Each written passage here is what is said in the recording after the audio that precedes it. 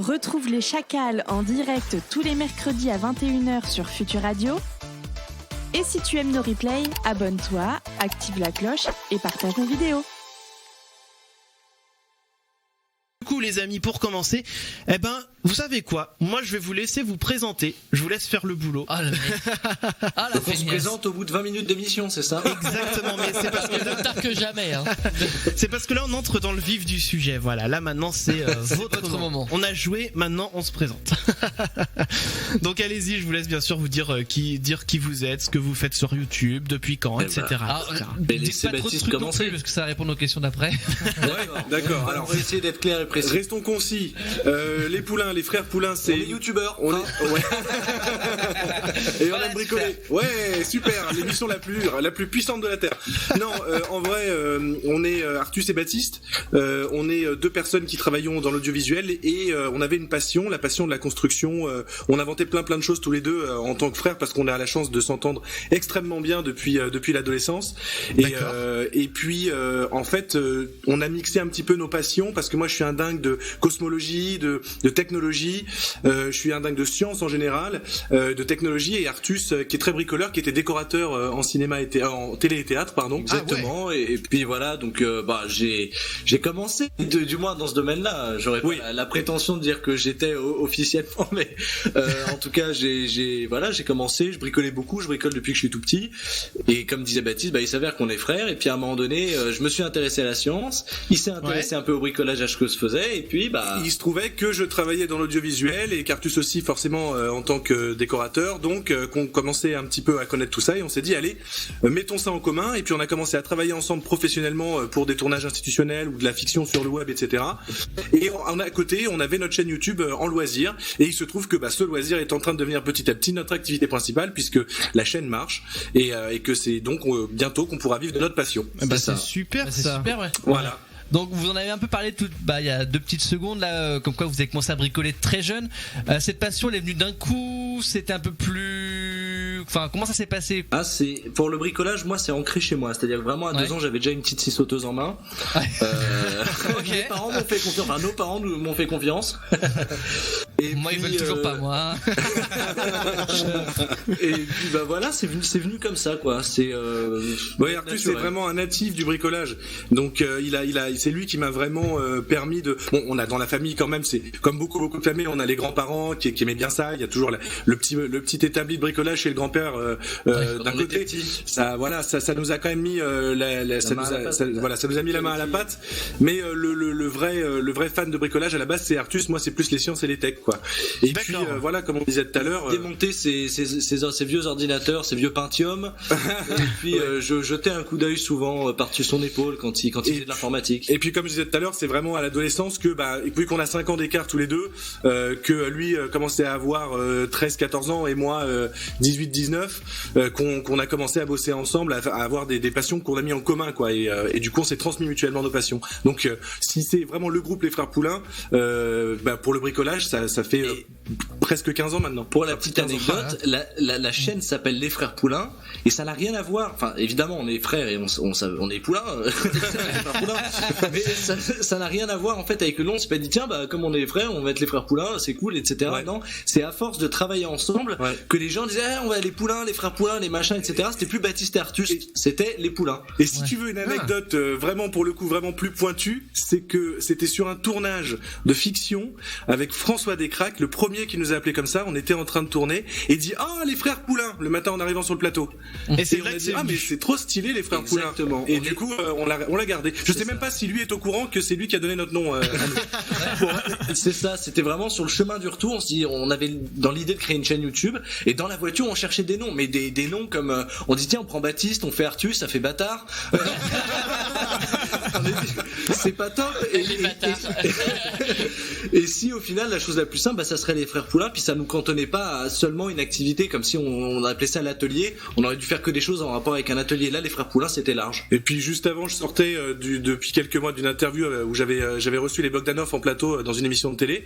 Donc c'était trop stylé les frères Bogdanov. On a fait les frères Poulain. Puis comme on aime la réalisation audiovisuelle, les frères Cohen, les frères Dardenne, et on a dit les frères Wachowski, et voilà. Ça marche.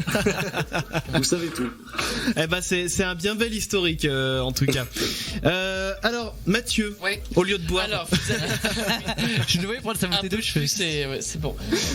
Donc bouteille vous d'eau. avez déjà des projets à côté de votre chaîne. Donc par exemple, vous avez déjà été décorateur pour une web-série. Est-ce que vous avez d'autres projets comme ça sur le feu? Oui, alors non, malheureusement, c'est de plus en plus qu'on s'oriente vers la chaîne YouTube, et malheureusement, ça nous prend déjà plus de 12 heures par jour, et du lundi au dimanche inclus. Donc on peut plus. Depuis plusieurs mois maintenant, on a quasiment stoppé les activités annexes parce que on se met à fond sur le YouTube game, quoi. Ça nous arrive encore On fait des trucs pour des copains, en fait. Exactement. Des trucs qui parce qu'on connaît bien. On a des copains réels, prod. Voilà. C'est un vrai travail à plein temps dans tous les cas. Ouais, voilà. La chaîne est devenue un vrai travail à plein temps. Ouais, totalement. Alors du coup vous avez aussi un site sur lequel vous faites régulièrement des retours d'expérience sous forme de billets de blog. Donc en fait pour un gros projet ça vous prend combien de temps à partir de l'idée qui émerge en fait jusqu'à la création de la vidéo, du billet de blog, en passant par les courses à faire, les plans, etc. Ça vous prend combien de temps tout un projet comme ça? C'est difficile à dire. Très variable en définitive. Hein. Ouais. Là on a un projet, ça fait 2 ans qu'il est sur les rails. 2 ans et c'est un projet en featuring avec quelqu'un qui écoute peut-être, qui sait-on jamais. Et il se reconnaîtra, ce très gros youtubeur qui est aussi un copain. Et sauf que effectivement il y a certains projets comme ça qui sont plus compliqués à mettre en œuvre parce qu'il faut faire de la modélisation 3D, il faut recréer des choses qui n'existent pas déjà dans des modèles préexistants sur internet ou en plan, et donc ça peut prendre jusqu'à 2 ans. Mais si on parle vraiment du tournage de la vidéo, je pense qu'un bon exemple pour dire à quel point ça peut être différent d'une production à l'autre, c'est que quand on a fait le ROK, il nous a fallu presque 3 semaines pour le construire. 4, et 1 mois pour le monter en 4 épisodes. On montait les épisodes au fur et à mesure donc c'était vraiment un gros challenge pour nous. Ce prochain projet d'ailleurs va être encore plus gros que ça, mais pour certaines vidéos, par exemple les technotests, on va les tourner en 6-8 heures et on va les monter en 4 jours, donc c'est pas dramatique, quoi. C'est très bien parce que comme ça on va pouvoir indiquer aux gens quelque chose d'intéressant, c'est que si sur la chaîne ils voient de plus en plus de petits projets, c'est sans doute parce qu'il y a un gros projet qui va arriver derrière. Ouais. Plus il y a de petits projets sur la chaîne, plus le projet sera gros. Ça c'est un bon indicateur effectivement. Normalement. Damien. Moi je voulais juste poser une autre question avant celle qui est écrite sur la Ah oui, d'accord. sur les notes qui arrivaient, enfin j'ai eu l'idée en fait. Ouais, t'as une idée de question, c'est incroyable. Je voulais savoir si quelqu'un s'était déjà blessé lors d'un tournage. C'est une question en plus qui est arrivée sur Twitch, donc c'est vrai. Ouais. Tu vois, c'est le comme quoi, je suis connecté. Alors, oui, mais d'ailleurs il y a même un replay de blessures. C'est arrivé plusieurs fois. On a fait des replays de blessures au début de la chaîne parce que on était dans un espace qui était beaucoup plus petit et donc mais il n'y a jamais eu de gros bobos, il n'y a jamais eu de doigts coupés, de choses comme ça. Non, même une pas d'urgence quoi. Non, exactement. Même la coupure classique de la lame de cutter, je crois qu'elle est vraiment jamais arrivée. Ouais. Et pour moi, par exemple, dans mon cas, plus. Ah, si tu t'es cramé la moitié de l'index quand je t'ai mis de la colle à cheveux dessus, il y a 2 mois. C'était off caméra, c'était une bêtise qui s'inscrivait pas vraiment dans la. Ouais, mais c'était une brûlure au 2e degré quand même. Je veux pas dire. Mais on n'est pas allé à l'hôpital pour ça, non. Mais sinon, je touche du bois. Là, j'ai le bureau devant moi qui est en massif. Je touche du bois jusqu'à présent. En acacia massif, monsieur. Oui, s'il vous plaît. J'ai pas eu de grosses blessures, par exemple. Moi qui bricole depuis un petit peu plus longtemps que Baptiste, par exemple. C'est bien, il faut être prudent, c'est l'essentiel. Mais il faut toujours être prudent. Ça, je tiens à le dire à tous les auditeurs. Ah oui. Ne prenez pas notre exemple, hein. Non. Mettez pas de la colle chaude sur les doigts des autres. Voilà. C'est une très mauvaise sécurité. Exactement. Qu'est-ce que vous pouvez conseiller pour quelqu'un comme moi qui s'y connaît pas du tout en bricolage et qui aimerait se lancer? Des petits conseils comme ça pour les débutants. Achète sur Amazon. La pire réponse du monde. Chez Ikea. Oh là là, tu sais, chez Ikea, il faut avoir des compétences quand même très particulières. Ouais, vas-y, dis-moi. Non, mais est-ce qu'il y a vraiment des petits conseils qui peuvent s'appliquer ou c'est vraiment tu prends un truc et tu testes et tu verras? Ouais, vraiment, je pense. Si tu parles du bricolage, c'est-à-dire te construire un meuble, etc., je pense vraiment c'est lance-toi. Prends une feuille de papier, un crayon, tu dis voilà mon meuble il doit faire 1 mètre par 50, t'essayes, tu fais un petit dessin, un truc, tu fais les découpes à Leroy Merlin, t'assembles, prompt, c'est pas grave, c'est une planche de bois. Après, c'est la pratique, quoi. C'est un peu comme tout, c'est essaye, plante-toi, recommence, apprends, et puis voilà, quoi. C'est un peu la leçon aussi de nos vidéos, d'ailleurs.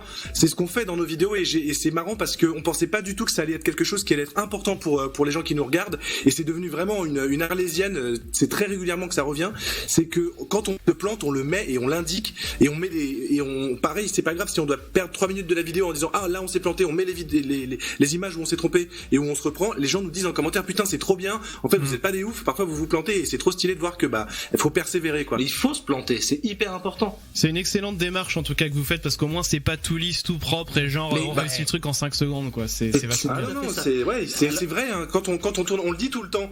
Donc, ça fait beaucoup de répétitions, mais c'est vraiment la vérité, enfin, j'insiste là-dessus, mais, parce que ça surprend. On ne ment pas vraiment sur nos vidéos, parce qu'on a des, les prises, c'est pas scripté. Ou alors c'est très très rare, c'est quand par exemple la caméra, on s'est rendu compte qu'il y avait plus de carte SD ou qu'il y avait plus de batterie. Ah oui.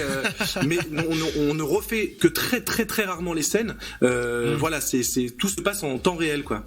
Quand on se marre dans l'atelier, c'est pas scripté, quoi. Hein, franchement. D'accord. Voilà. Et du coup, on avait une dernière question, c'est est-ce qu'il y a des choses que vous aimez ou détestez faire quand vous bricolez? Alors, le métal. Je déteste le métal, mais c'est parce qu'on manque de compétences. Attention, hein, je dénigre pas les métalleux, etc. Mais non, en vrai, tout ce qui est acier, travail de l'alu et tout ça, c'est pas notre domaine. C'est pas notre délire. On adore le bois parce que le bois ça vit. Quand on commence alors, je précise aussi qu'on fait du DIY. On est très très loin d'être menuisier. N'importe quel menuisier avec un diplôme nous dose fois 1 milliard. Voilà, mais on n'est pas électronicien non plus, enfin voilà. Mais le bois, plus on travaille avec, plus on se rend compte à quel point c'est une matière qui est vivante, avec laquelle il faut composer parce qu'elle bouge, et c'est ça qui est génial avec le bois. Il y a vraiment un rapport qui est très différent, très organique par rapport au métal. Pour reprendre ce que tu disais tout à l'heure sur se lancer dans le bricolage, si tu connais pas grand chose, etc. Le bois, il y a quelque chose de très simple. Tu vas prendre 2 planches, une vis, tournevis à la main, tu visses, tu tiens tes 2 planches. Le métal, c'est plus compliqué. Il va falloir des forêts, il va falloir percer le métal, ensuite il va falloir une vis, un boulon. Bref, souder aussi. Voir le souder. Et là, ça demande tout de suite des compétences. T'as moins le droit de te planter. Aussi plus de matériel du coup. Ouais, donc c'est pas le même truc. C'est vrai que le bois, ça a ce côté accessible, puis en même temps c'est chaleureux aussi, et ça sent bon, c'est vrai. C'est ça, c'est cool. C'est une belle matière. On a quelques questions d'auditeurs qui sont arrivées aussi, notamment sur Twitch. On va en prendre une tout de suite rapidement, puis on en fera d'autres aussi tout à l'heure, parce que je vois aussi que l'heure tourne. Avec plaisir. Alors, une qui était passée là il y a pas longtemps de Funk TLS. Quel est votre parcours scolaire? Ah, ça c'est une bonne question. Parcours #néant. Voilà, Artus a réussi à pousser jusqu'au bac. Attends, j'ai commencé une licence de philo. Hein. Ouais, une licence de philo de 4h30. Ouais, j'y suis allé 3 mois. Voilà. C'est bien. Et puis moi, je suis parti j'ai eu un parcours scolaire chaotique, j'ai fait 5 établissements différents, je suis rentré dans le monde professionnel à 17 ans, j'ai tout lâché, et puis j'ai commencé, j'ai fait tout début, je faisais un peu de commerce parce que c'était facile de rentrer dans le commerce sans diplôme. À partir du moment où on avait un peu de bagou, ça marche, et quand ça vend, les gens ils sont contents sans que vous soyez diplômé. Donc voilà. Et puis je suis arrivé dans l'audiovisuel un peu par hasard, mais sinon 0 diplôme. D'accord, mais au moins ça prouve quand même qu'aujourd'hui ça marche quand même bien pour vous. Hein. C'est l'essentiel. Ah, on a cette chose-là, ouais. Allez, si je vois qu'on a le temps d'en prendre une deuxième vite fait. Allez, on a le temps pour une deuxième. La même personne se demandait si vous étiez déjà fâché, même très sévèrement, ou ça se passe plutôt bien autrement. On s'entend très bien, ça, y a pas de doute là-dessus. Dans les vidéos, très rarement, quand on tourne vis-à-vis de la chaîne, c'est très très rare. Après, il y a des coups de sang. Voilà, il y a des coups de sang, ça arrive très peu. C'est une fois par an à peu près. Ouais, même pas. Parfois, ça peut attendre 2 ans. Ouais, c'est tous les ans ou tous les 2 ans. Et puis ça tombe. Voilà. Mais du coup, comme tous les grands calmes, quand le coup de sang part, alors ça dure jamais plus de 20 minutes, hein, parce que ça s'arrête très vite en mode on se fait un peu peur là en fait, on va peut-être s'arrêter. Mais par contre, on s'est jamais foutu sur la gueule ou jamais fâché. On n'a jamais été violent l'un envers l'autre, quoi. Engueulé. On s'est juste engueulé pendant 1 heure, quoi. C'est bien, c'est une bonne chose.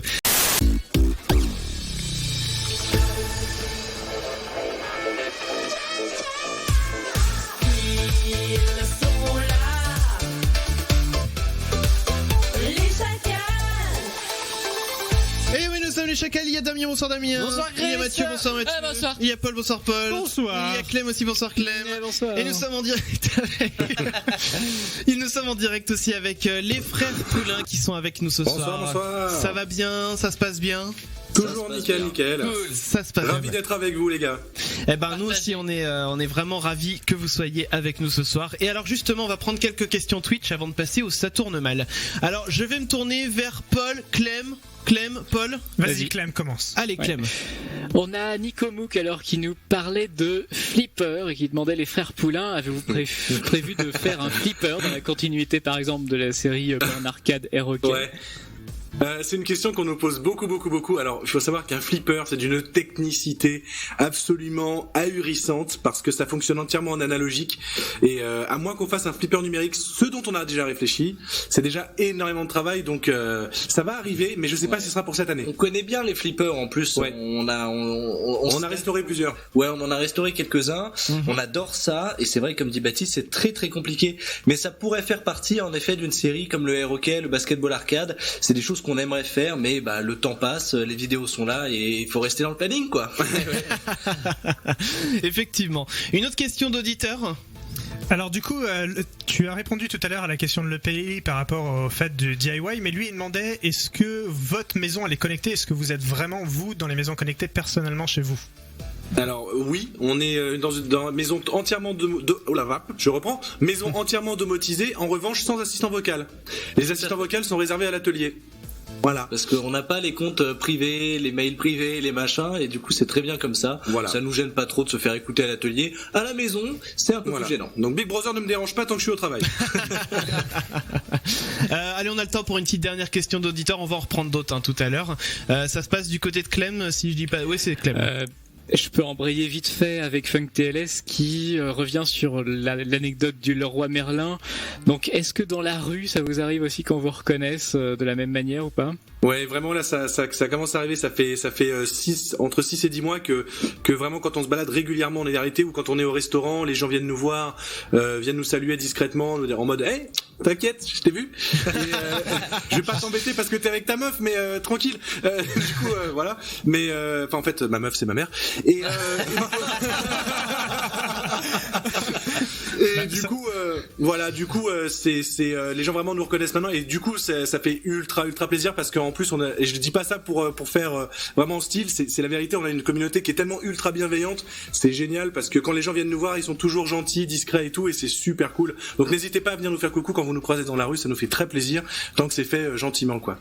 Et du coup en plus après ils vous demandent là du coup j'ai une clé de 12, est-ce qu'il faut que je l'utilise pour En fait, c'est pour ça dans les Leroy Merlin, c'est les gens qui vous ont reconnu en fait. Ça doit être ça. Attends, on se fait pas reconnaître dans les Leroy Merlin, oui. C'est ça qui est dingue. La vérité, c'est qu'on ne s'est jamais fait reconnaître dans un Leroy Merlin. Mais par contre, à Carouf, à Auchan, au restaurant chinois, au restaurant indien, pas de problème, mais pas à Leroy Merlin, quoi.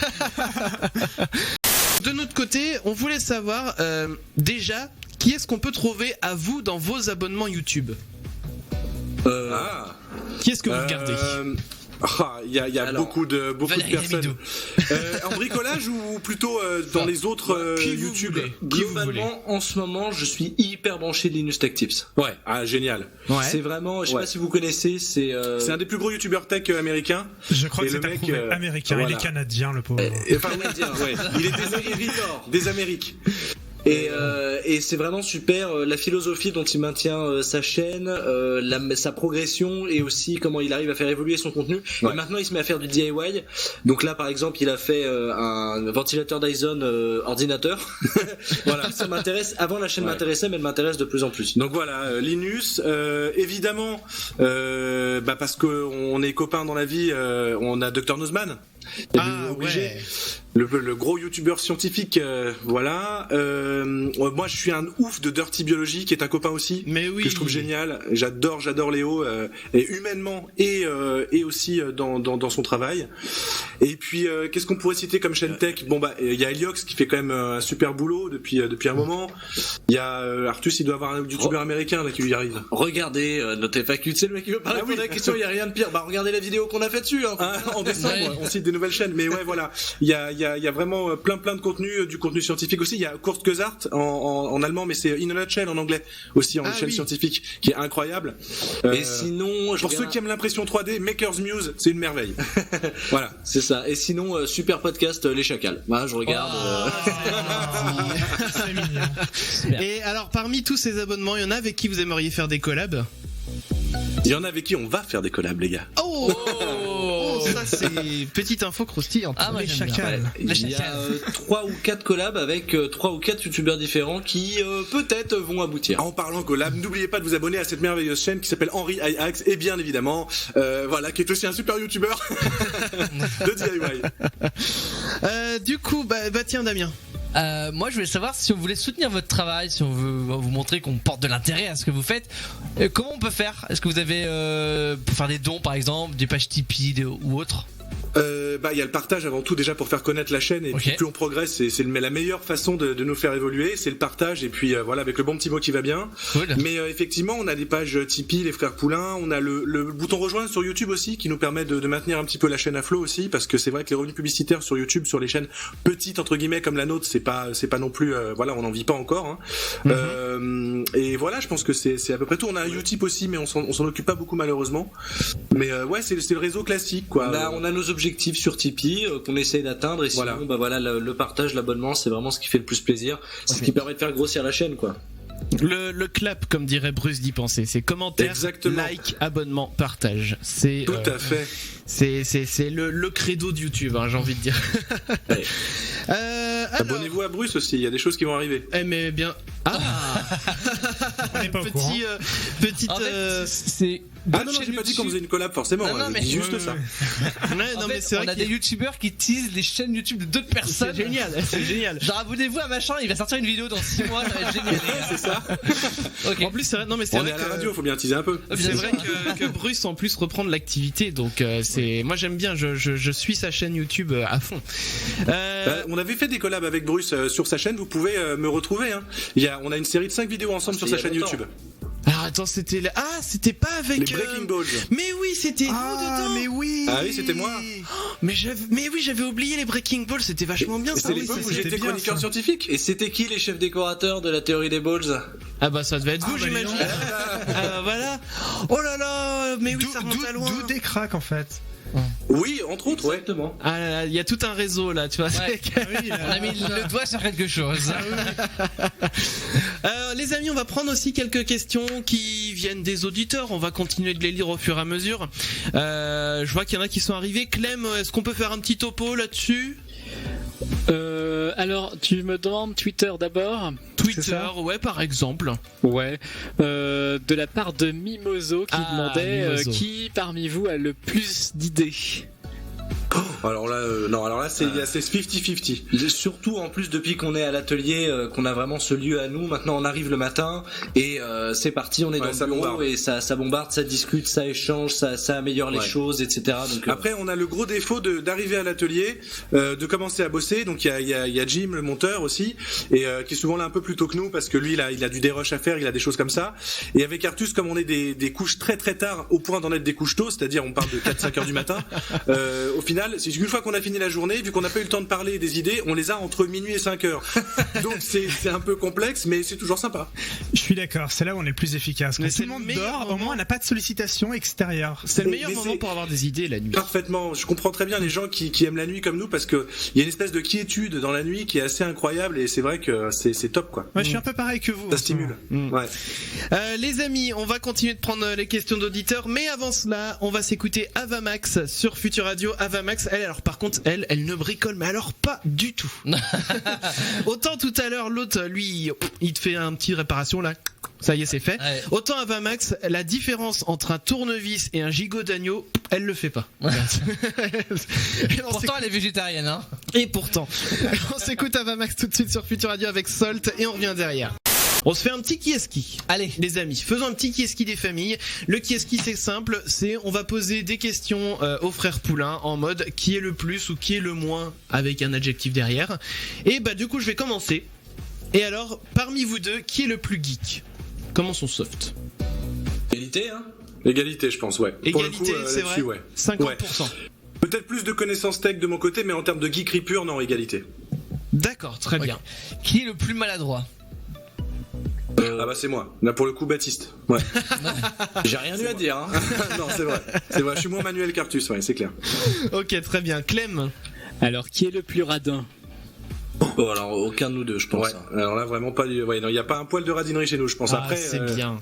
Ça, c'est pas possible à nous de qu'on le le dire. soit sans le savoir. C'est pas à nous de le dire, mais en tout cas, j'ai vraiment pas l'impression.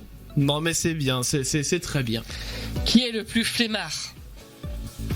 Oh là là. En fait, on est surtout très procrastinateur, plus que flemmard, en définitive. Ouais. Donc, pour le coup, je pense qu'Artus procrastine un petit peu plus que moi, quand même. Allez. Ouais, c'est possible. Mais je procrastine pour travailler sur de nouveaux projets. C'est ce que dirait un vrai procrastinateur professionnel. C'est vrai. Il y a des formules comme ça pour le dire.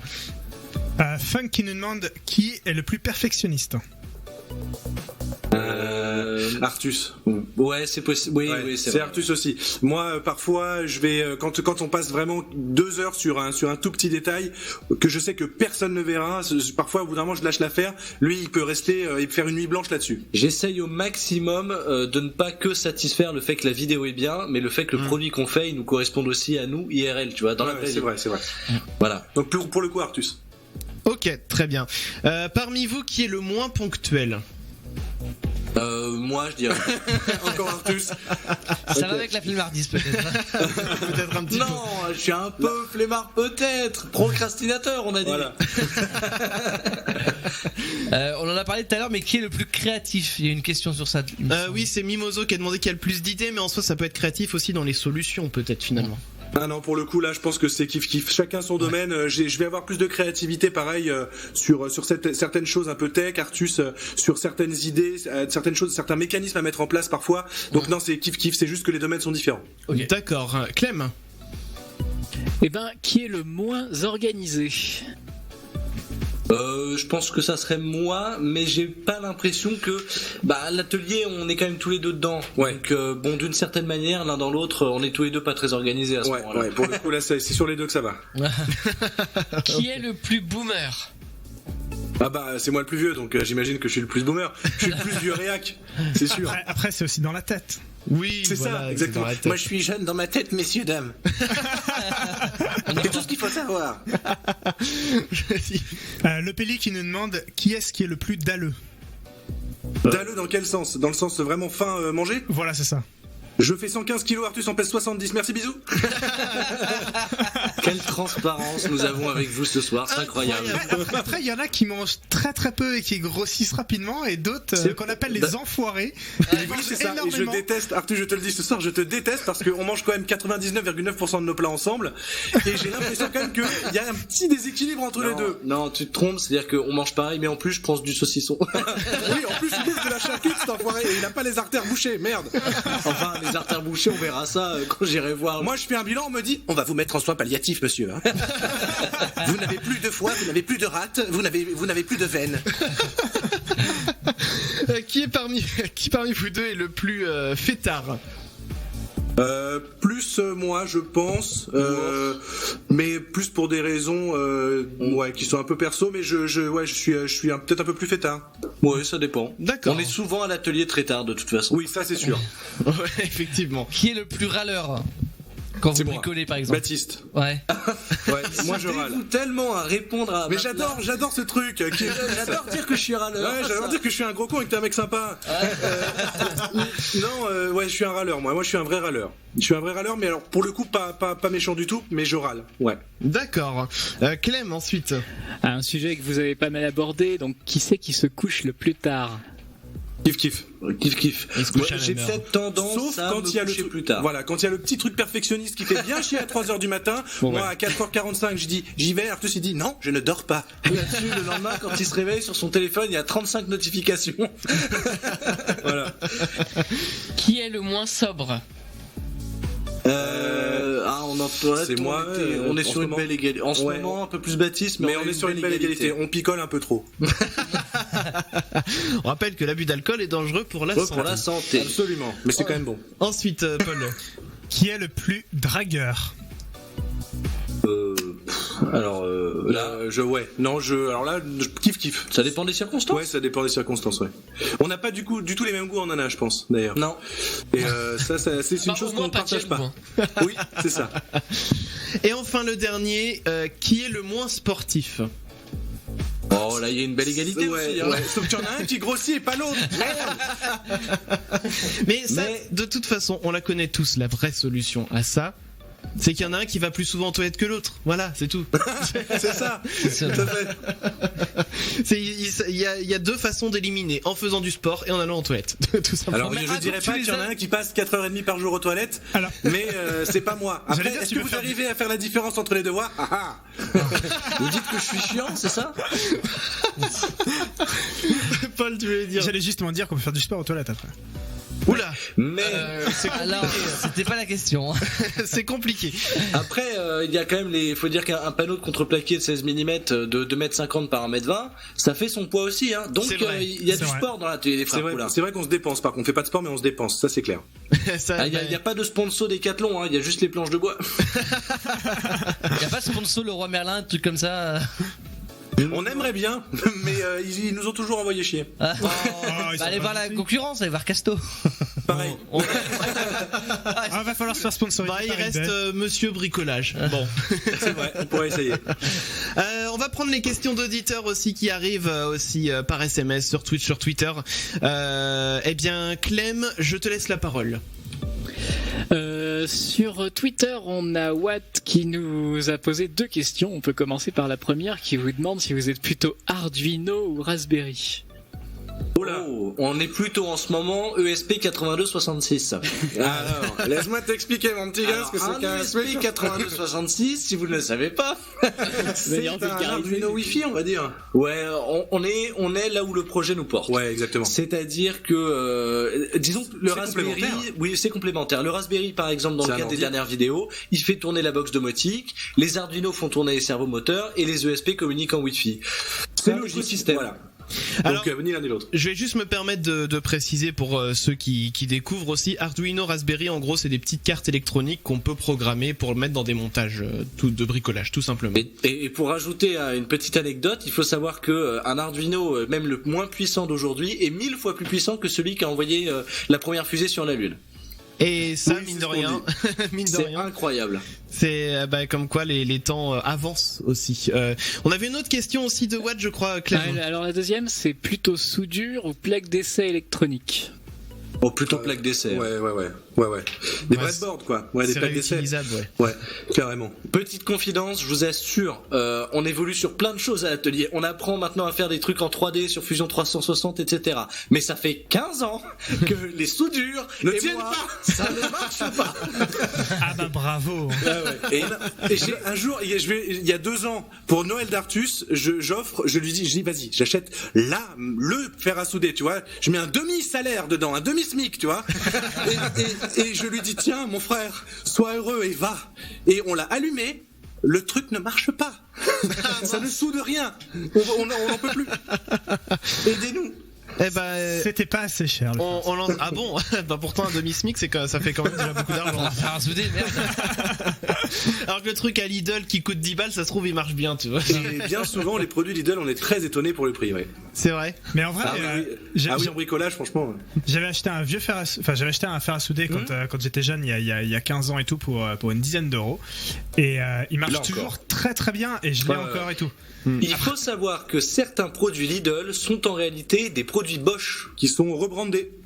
Ah bah ça c'est bon à savoir par exemple. Les moteurs en fin de vie, quand Bosch change ses gammes, ils ont toujours des moteurs, des machins, ils les passent en mode Parkside. Et donc Bosch n'est pas une marque incroyable. Le Bosch Pro, le Bosch bleu, oui, mais le Bosch standard c'est du amateur éclairé. Mais néanmoins, par rapport au prix que ça coûte chez Lidl, franchement ça vaut grave le coup, quoi. Eh ben ça c'est un bon tuyau par exemple. Clem, on peut continuer, on a encore du temps pour des questions. On peut continuer sur un sujet, tant qu'on est dans la technique, on a le Peli qui demandait sur Twitch pourquoi ne pas utiliser Home Assistant. Pourquoi pour la ne pas domotique sans doute. Ouais.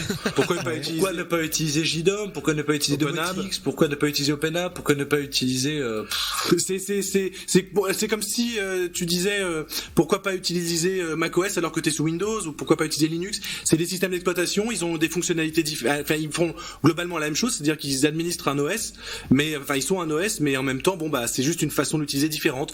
Honnêtement, pour nous, on n'a jamais vraiment vu de grosses différences, et on a pris l'habitude d'utiliser Domotics. On a commencé sur Domotics parce qu'on l'avait installé très facilement sur notre Raspberry Pi. Il était très léger et il est très simple et entièrement gratuit. Alors par contre, tous ont des avantages. Je suis sûr que Home Assistant a beaucoup d'avantages que n'ont pas Domotics, mais je pense que l'inverse est aussi proportionnel. Voilà, si c'est bien clair. C'est toujours des compromis finalement à faire, des avantages d'un côté, des avantages de l'autre. On a encore un petit peu de temps pour les questions. Ouais, allons-y.